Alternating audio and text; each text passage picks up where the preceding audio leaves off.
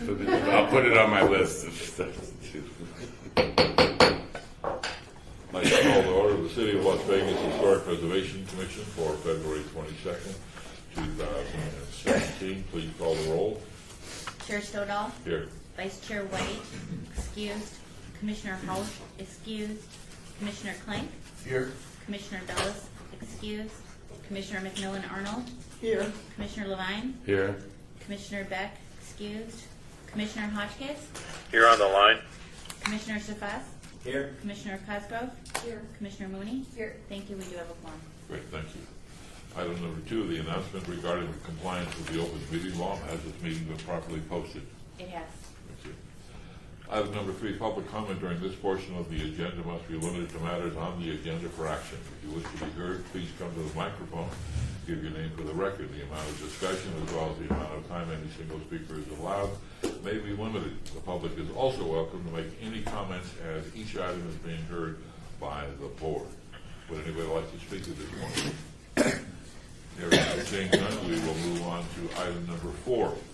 For possible action to approve the final minutes by reference of the regular meeting of January 25th, 2017. Look for a motion, questions? Motion. Second. Further questions, comments, changes? You note this is the second version, updated by the Historic Preservation Officer. General public comments?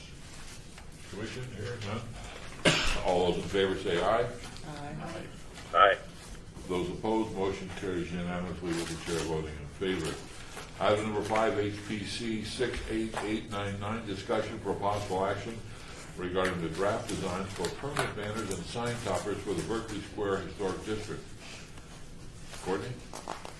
So staff is requesting comments from the commission regarding the draft designs for the banners and sign toppers for the Berkeley Square Historic District. The toppers and banners will be constructed of a non-flexible material that is expected to last several years without needing replacement.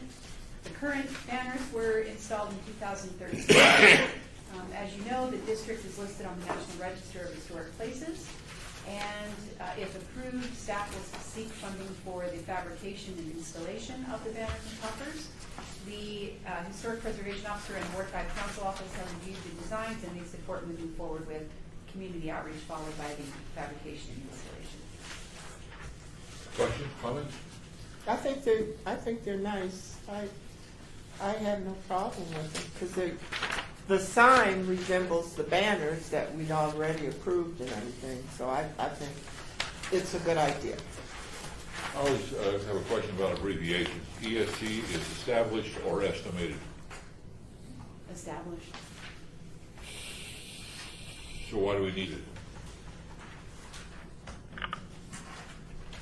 Well, it's the first African American built subdivision that wasn't established until 1955. They didn't have a subdivision before 55.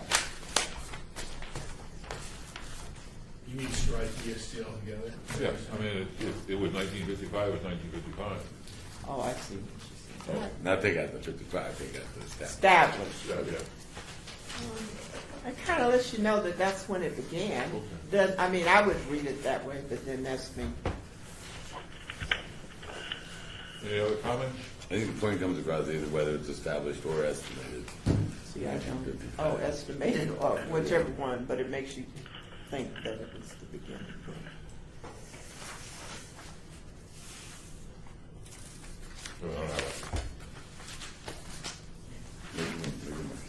I make a motion that we vote on this? Is this correct? You need a motion, right? I make a motion that we accept the signs and toppers as presented. Approve the signs and toppers as presented. We have a motion and we have a second. Further discussion? General public? Hearing none, all those in favor say aye. Aye. Those opposed? Motion carries unanimously with the chair voting in favor. Please let the record show. Commissioner House. I'm sorry, Courtney, I was going to ask you, what's the estimated survival time of the signs? A couple, 5 years, or? They should last, well, it depends on the material. We are looking at like an aluminum type material that has, it's painted, and it's actually like an enamel, and so it should last several years, probably at least 10. At least 10, yes, right, yeah, 10 at least, I would hope. Yeah. Do we have a process where we go through and check our Pioneer signs in a sign like this? We do. Item 6, report by the Department of Planning regarding administrative approval, HPC 68666, of an application to replace existing windows with entry doors and associated alarm equipment at the Neon Museum. Courtney? Staff administratively approved the application to replace the existing center window panel on the north and south facades of the addition with an entrance door, replace the roll-up door on the east facade of the addition with entrance doors, and add card reader equipment. Due to some miscommunications, the work was completed prior to consultation from the SHPO office, which administers covenants on the buildings due to grant funding, and also without final approval from the historic preservation officer. But through several meetings, we were able to come to an agreement on how the revisions, and so it was administratively approved. The Wakancha is listed on the City of Las Vegas Historic Property Register and the State Register of Historic Places. I suspect there was likely an oversight on the museum folks, but have we established some sort of ground rules now for future changes? Yeah. Questions? Does SHPO have to do a final approval on it? They did do a final approval on it, and that letter is attached. And basically, the letter also states, what the process is for any new changes that might be desired by the museum. Essentially, there's been some changes in administration at the museum, and so some of the requirements were maybe not passed down. So now we have it squared away, I believe. Is this building, well, I know it's a historical, but it's on the register, it's on the state register and the city register? Correct. Okay, this is an example Yeah. of what I was talking about earlier. This originally was the Wakancha, and nobody will ever know that unless we have something sitting there. Just some information for the planning department.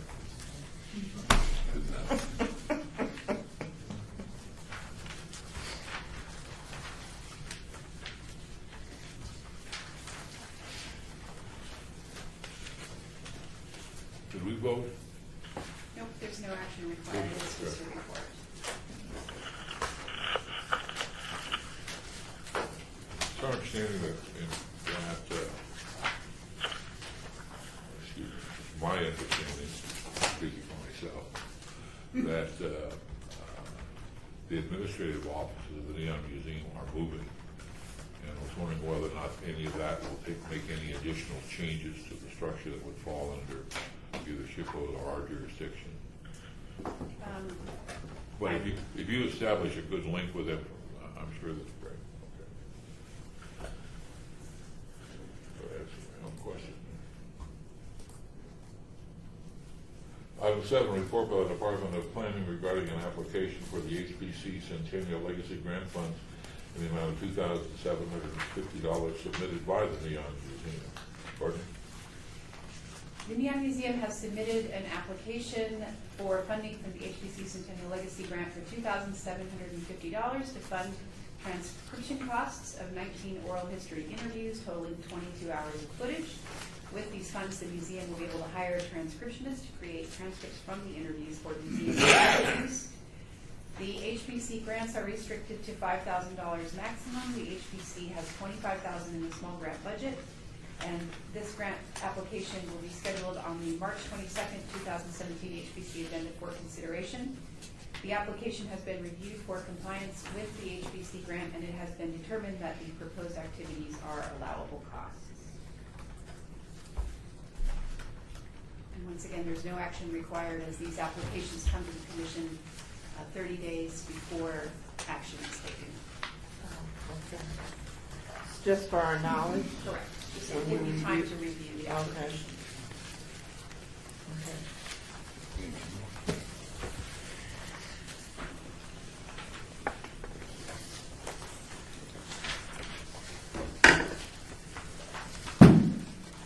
Any questions?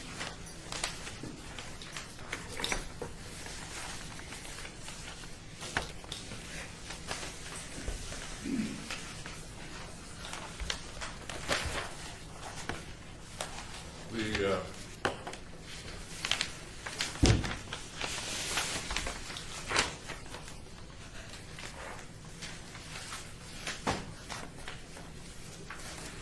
the oral histories that were done,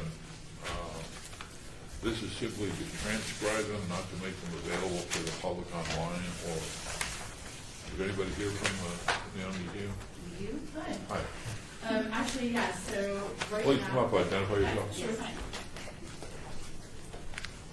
I am Maggie Zachary, I'm the collections manager at the Young Museum, and the oral histories fall under my purview. So we discovered when inventorying our collection that we had a box full of VHS tapes that turned out to be hours of footage of oral history interviews with sign designers. And since then, we've also, actually Clayton helped us with a little bit of training, we've been conducting more oral history interviews.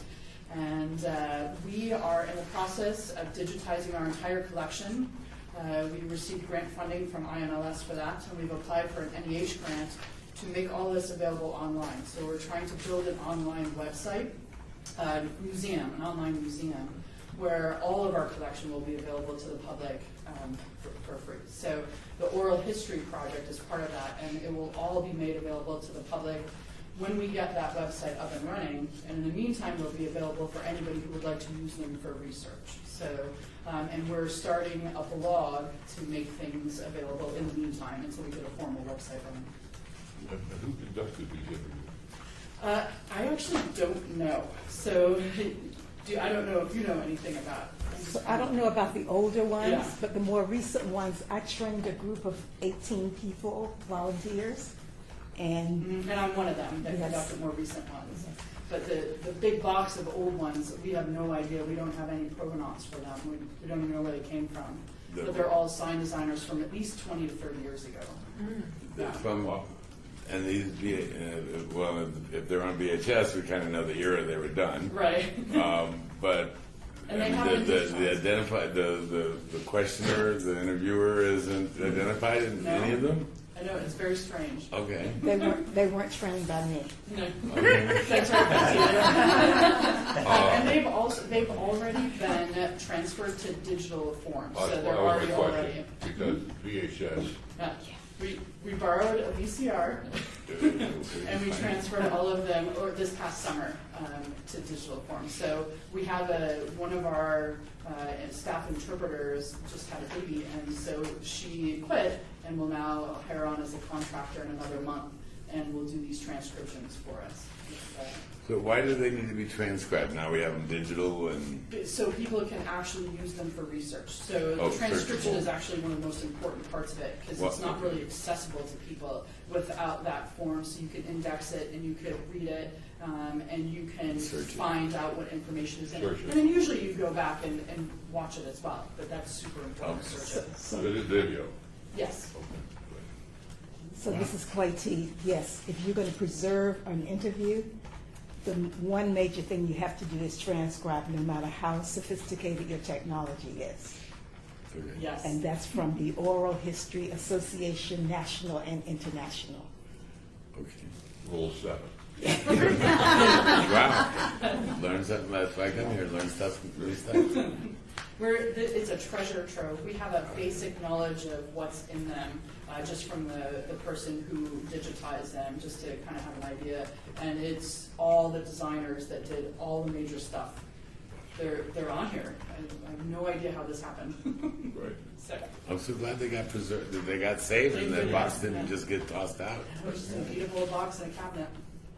And there's no record of how it came to the museum and, This is so since I've been in the position, well, it goes back to when the museum didn't have its own visitor center and office space. And so things kind of accumulated at its previous office locations. And so when everybody moved into the La Concha, things like this kind of showed up that had just been accumulating. So now we're doing all of that, so we don't want to lose any of that. Danielle Kelly didn't know where it came from? No, I think it was pre-Danielle that we even had gotten it.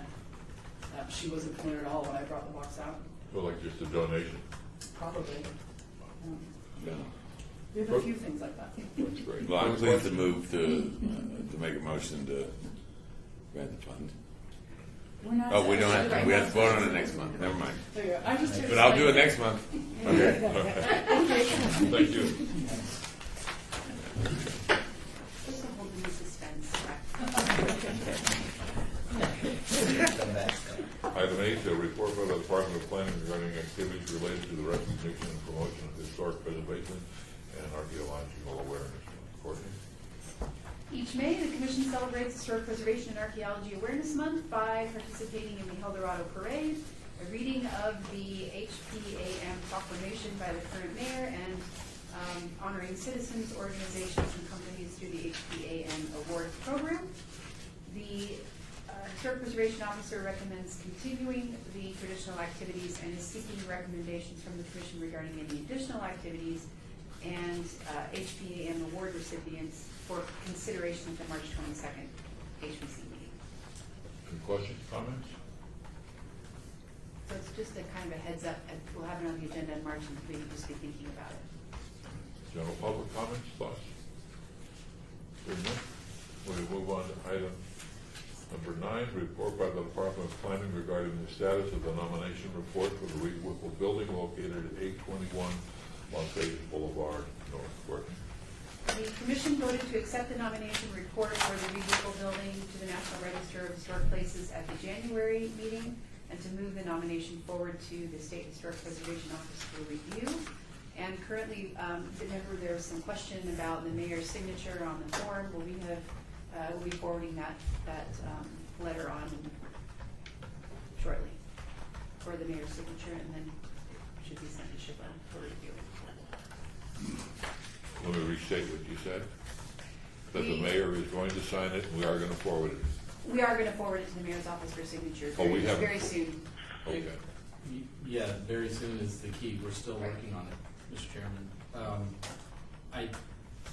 I just received the letter, not that Courtney didn't send it, but I just received it today, and I have to meet on the 7th floor to make a determination as to whether or not it needs to go to the full council before the mayor signs it. So we're still working on that, but it'll happen. That decision will happen pretty quickly. I'm sorry. I'm going to back us up a minute. It has to go to full council. In order for Reed Whipple to be considered historical, we have to go to city council? It requires a signature of the mayor, and these things are always, it's always a question, and Jim could probably provide more background if you really want to hear all the legalese. I don't want to hear the legalese. I just want to know if we have to go to city council to make something historical. Whether or not the mayor is signing on behalf, whether it's considered as her signing on behalf of the council, then the council should take action. And so we have a number of things that come up like this, and it's always a question. Whether or not the mayor just signs it, and then council members are, not notified, or we would notify them. It always involves a conversation with the city manager's office. Okay, so if we want to put something on historical, on the state historical or the city historical thing, it has to go through the city council.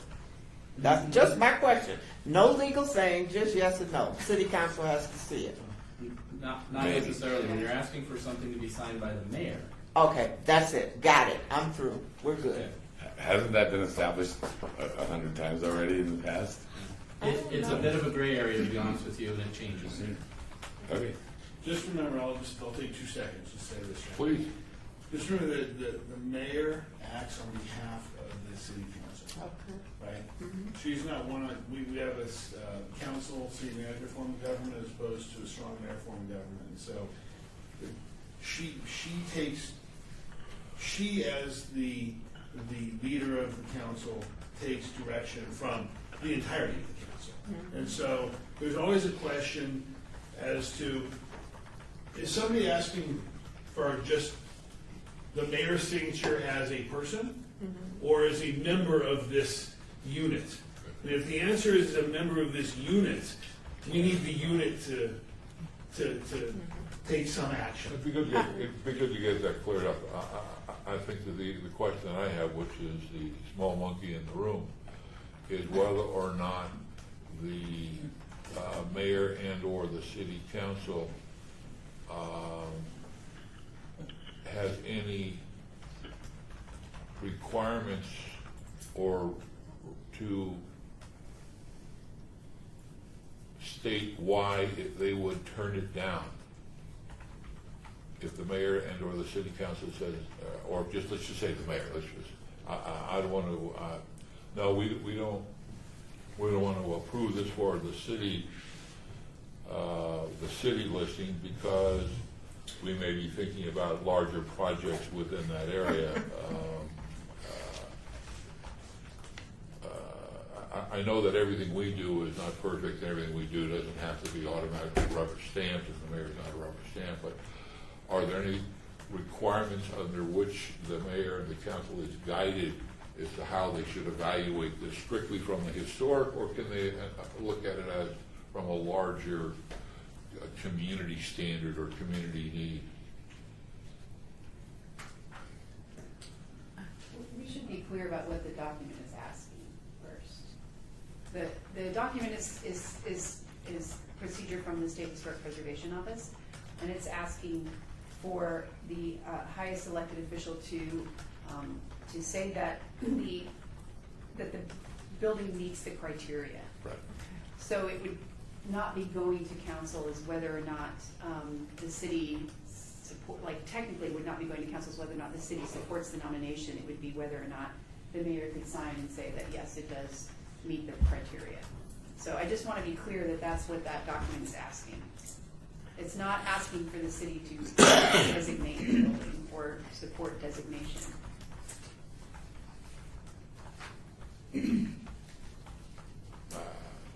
Having said that, our council has as the elected officials, right, the elected representatives of this city, they've been imbued with broad discretion to take action on items before them. Right. Is there anything in our city code or state law that would guide the direction they take?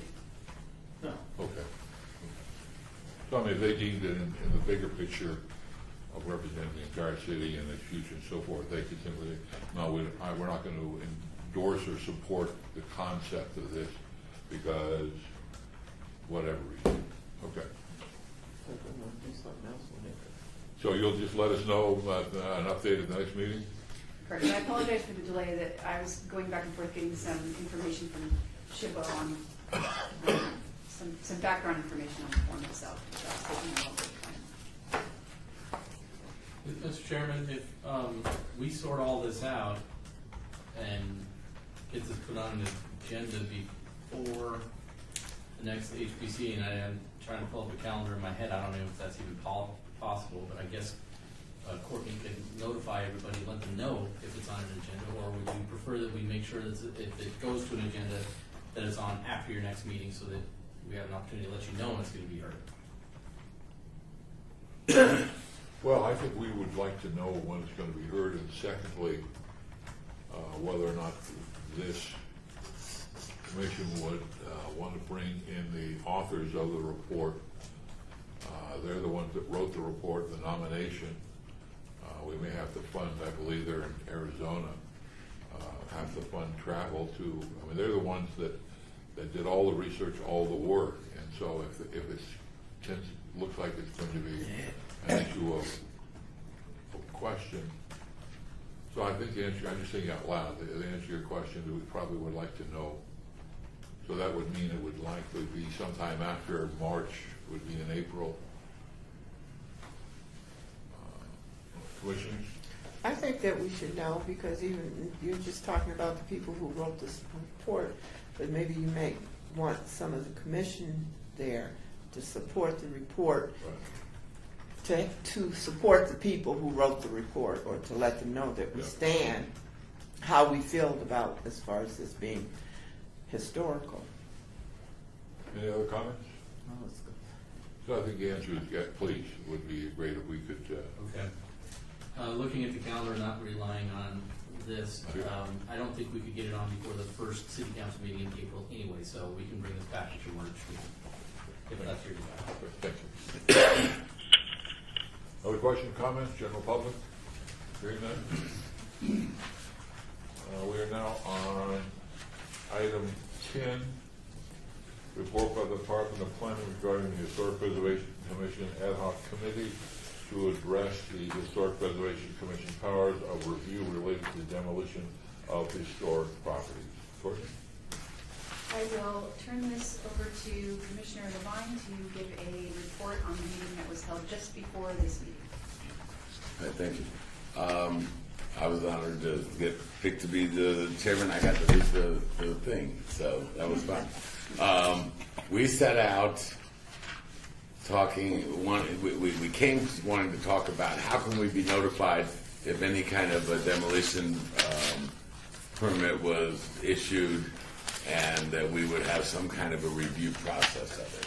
And what we discovered at the meeting, and so with some presentations that were given, is that we already have that for properties that are on the city registry, whether in a district or as an individual property, and that there are some rules and there's some planning code issues that address that, and there's some bylaw issues within our commission that address it as well.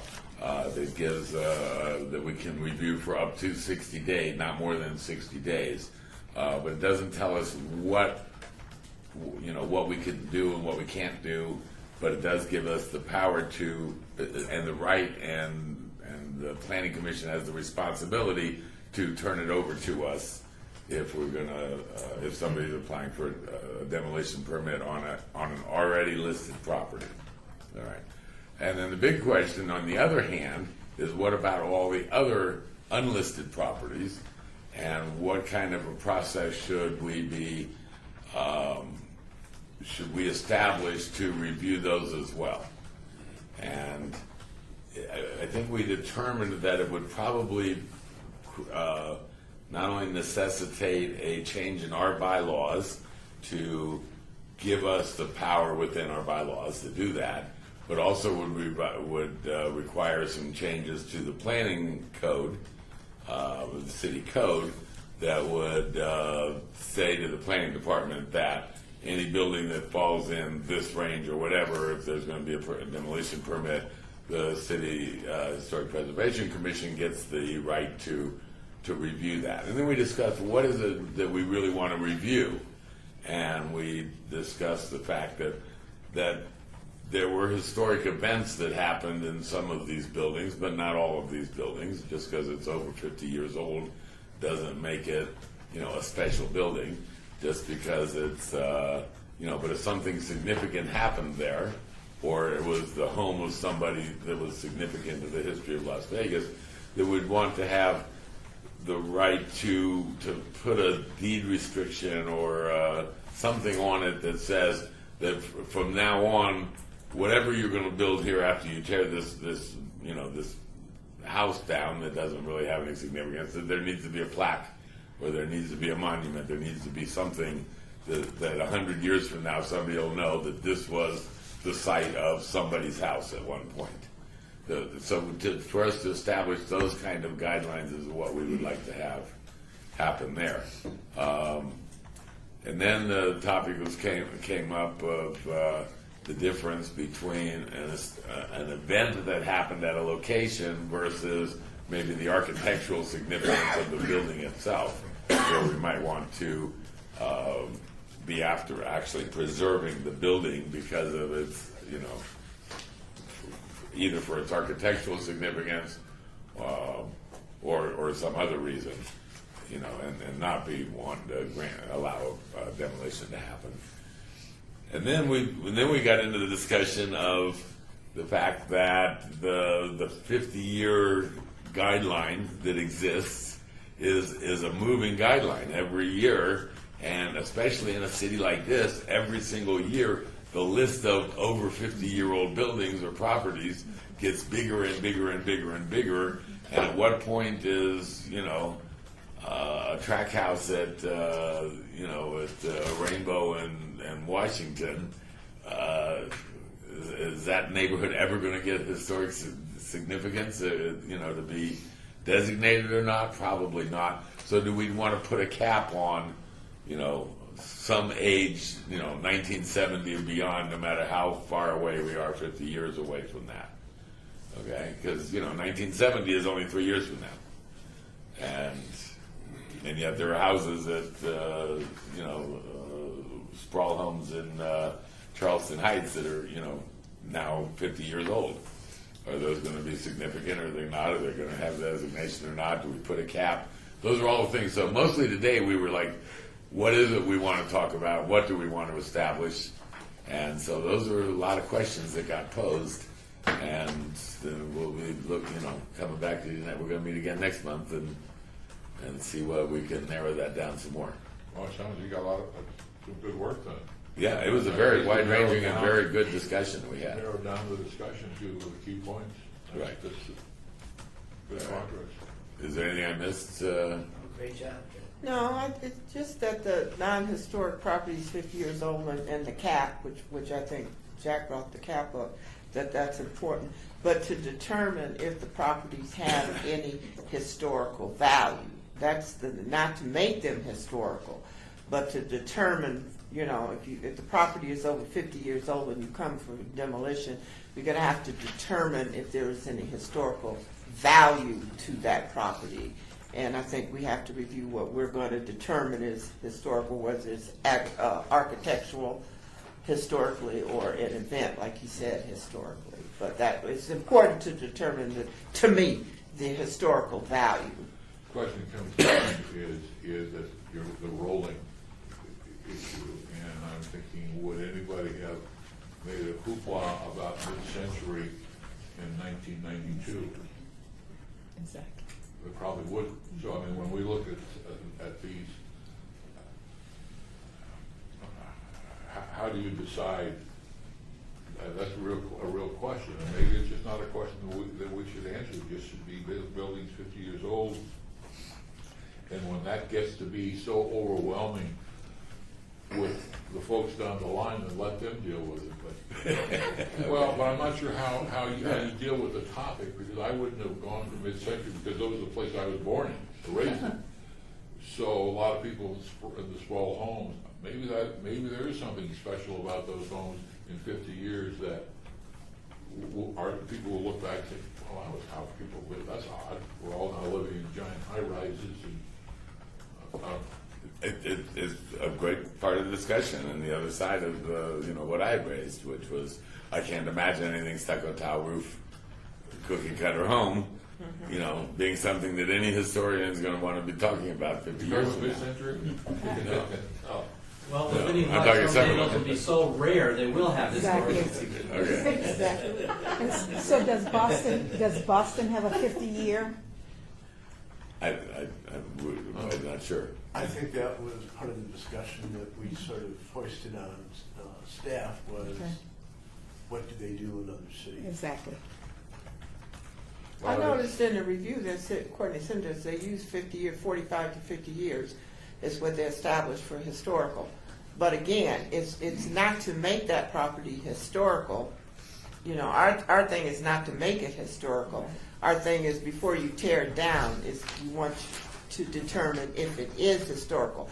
There may be 1,050, 2,000 properties out there that are over 50 years old, but it might be only 100 that may be historical out of the 2,000, or 50 out of the 2,000 that are historical, or have any historical significance.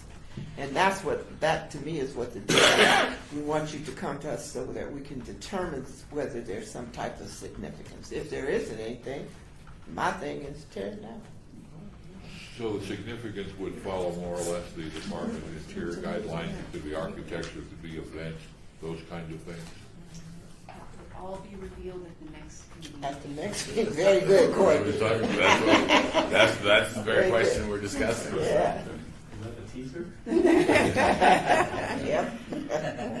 Questions from the commission? General public? Well, again, nice congratulations to the first step in a very complex and There's important. big questions there.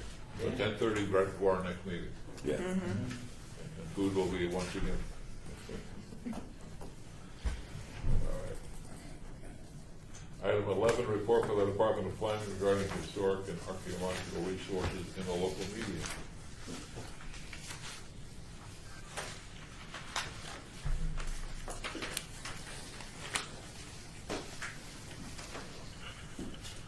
Questions, comments?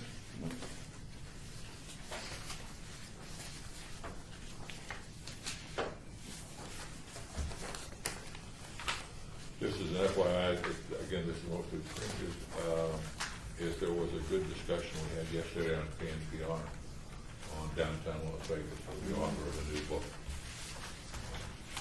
Interesting book, different perspective, but in some ways dealt with downtown Las Vegas, a lot of ways dealt with downtown Las Vegas. And it's online. Item 12, report by the Department of Planning regarding project update. Let's Courtney. So there's a bit of a correction. I've noted on the Beverly Green Historic District National Register nomination that the Beverly Green neighborhood was listed on the city's register in September of last year, and that neighborhood is being nominated on the National Register, but that's not correct. It is the Paradise Village boundaries that are being nominated for the National Register. So I can bring that back to you. It's slightly different boundaries. And let you know what that is exactly. But I also want to let you know that there is a neighborhood meeting in Beverly Green tonight to discuss whether or not they would like to move forward with design guidelines, as did Jonas Park. And this piece of legislation for Beverly Green neighborhood, so it's not included in The gaming overlay. Thank you. Questions, comments? Item 13, discussion regarding topics for future agenda items by the Historic Preservation Commission.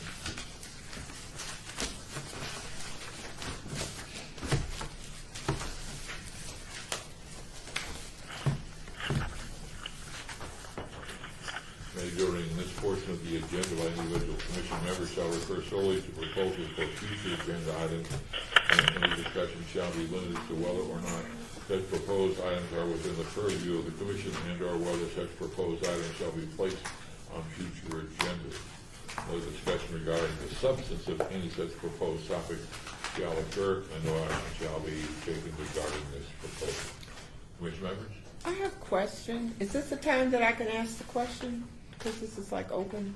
Well, this is really more No. for a suggestion on an agenda item. Okay. Open would be 14. Guys just mess with me.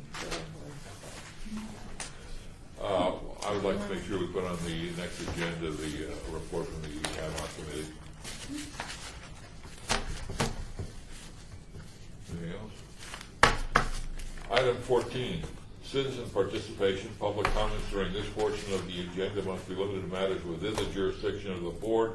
No subject shall be acted upon by the board unless that subject is on the agenda and is scheduled for action. If you wish to be heard, give your name for the record, the amount of discussion, or any single subject, as well as the amount of time any single speaker is allowed may be limited. Okay, it's my turn now. You guys are gonna probably get tired of me and be glad when my turn is up. But I noticed that we, on our thing that we recognize El Dorado Days, okay?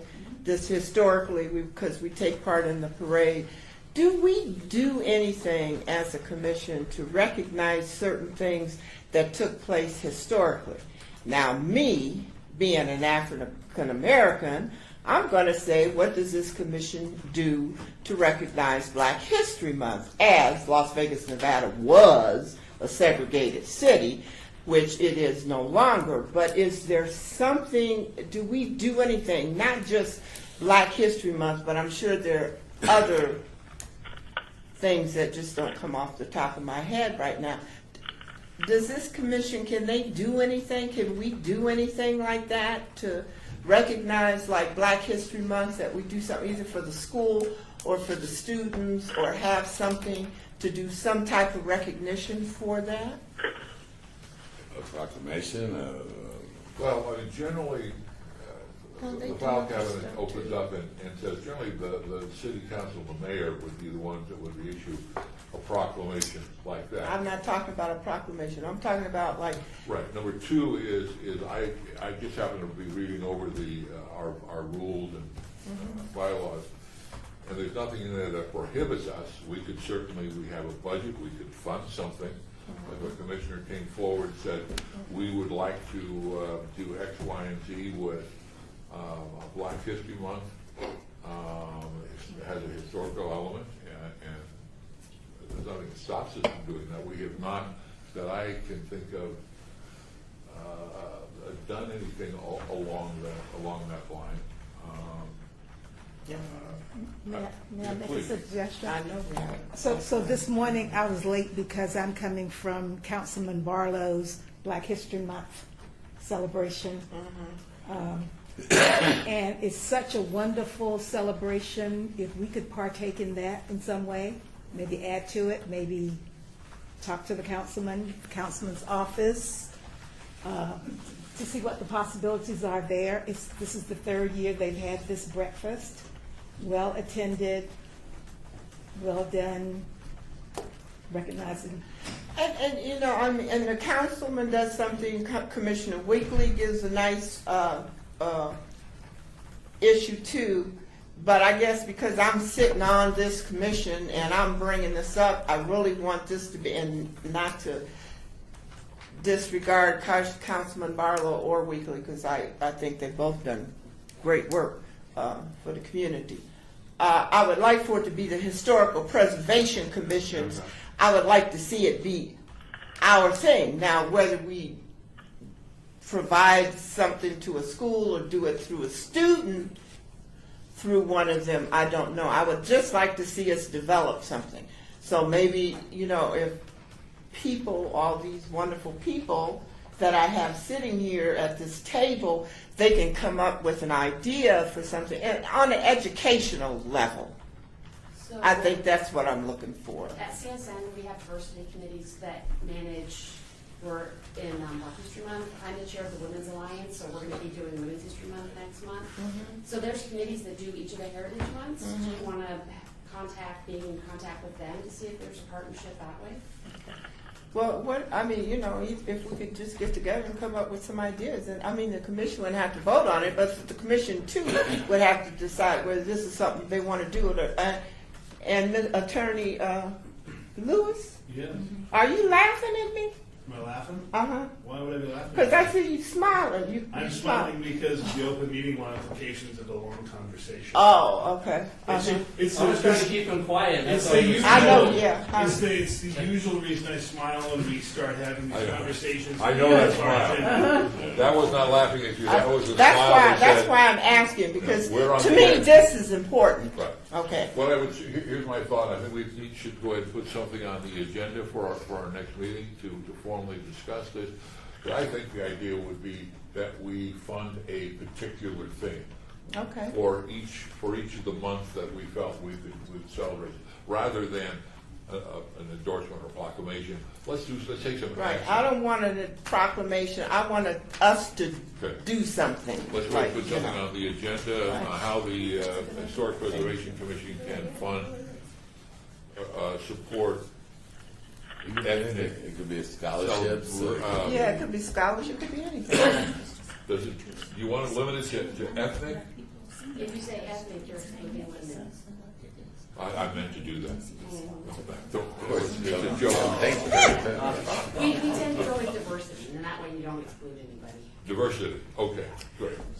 To celebrate diversity over A period of the year, Okay, that's That's fine. fair enough for you. I'm not discluding anyone, but I'm gonna let you know as a commissioner to full open, that I am dealing with Black History Month. That's what I was talking about, okay? I think it's a good But example. that's interesting, thank you. So I have a question. I was late. The banners in Berkeley Square. Oh, those are, we vote on those next time. Oh, No, they're voted today. We did You vote on voted it. today? Yeah. So is the date 1955 correct? Yes, I think, yes. But people were living in there in 1954. Oh, really? Yeah, Well, Dr. they were, West- well, they Dr. hadn't, West. they hadn't finished building them. I know, They but had Doc- just started, and yeah, Dr. West was there Was when already when I there. came in 55. Already, right, already there in 54, so I'm not sure that date is right. Okay, Well, it may have been early 55. Let's not screw that up before we print them, after we print them. Yeah, I'm not sure. they just match what's been up there, so we'll look into that. Good. Because we like fun facts. I know. Alternative. Alternative facts, there you go. Any further, this is citizen participation, anything from the general public? Mr. Please. Chair, I just had one comment. I just wanted to thank Courtney and Jack for attending the historic preservation workshop that ULI co-sponsored. We had one of our best turnouts. It was for a any great event. day. It was just fantastic. It was really well done, and Courtney, your energy made it all happen, and we really appreciate it. And I think the development community and a lot of other folks, people were there from Boulder City, from Mesquite, turned out. It was really great, and we held it, at the West Side School. What a great place to do a seminar or a conference. So it was a great success. Thanks, Courtney. And that was the first time I'd seen West Side School completely finished, and I'm just massively impressed. Yeah. And all kinds of people that I'd never seen before. Right, Which, I right. do That are this stuff. interested in and what the we're same, doing. But we get the same crowds over and over again, and to see a whole new group, it was wonderful. Yeah, it was really Great place. Yeah. Jim, do we need an item 15 that says social functions? I think we should. Further question, yes. General public, please state your name. Hi, my name is Bill Lee. I'm the Director of Operations at the Young Museum, and I was just listening to the discussion about Black History Month. Paul Williams' birthday was a couple days ago, February 18th. He's, Berkeley Square, Guardian Angel, Concha. He's also the 2017 gold medal winner, the AIA. Maybe it's perhaps some kind of proclamation of time. That's all I wanted to say. Great, I appreciate that. Okay. Also, there's lots of homes. Lots of homes. Throughout the valley. Harbor Park. Harbor Park. And item 15, we're adjourned. Thank you. Thank you.